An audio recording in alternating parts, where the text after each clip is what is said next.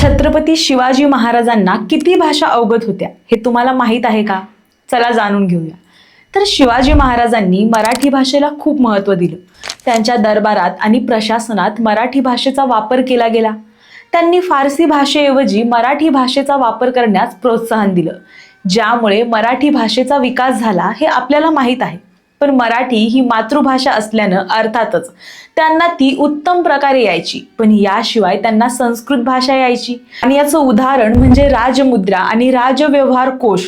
सोबतच त्या काळात फारसी राज्यभाषा होती आणि मुघलांसोबत व्यवहार करताना महाराजांनी त्या भाषेचा सखोल अभ्यास केला होता. 1640 मध्ये वयाच्या 10व्या वर्षी शिवाजी महाराज आपल्या वडिलांकडे बंगळूरला गेले होते आणि त्यामुळेच त्यांना स्थानिक कानडी भाषा अवगत होती. काही ठिकाणी असंही म्हटलं जातं की महाराजांना हिंदी सुद्धा अवगत होती. म्हणजेच काय, महाराज फक्त उत्तम योद्धा नव्हते तर बहुभाषिक उत्तम शासक होते. तुम्हाला याबद्दल माहित होतं का? हे आम्हाला कमेंटमध्ये नक्की सांगा.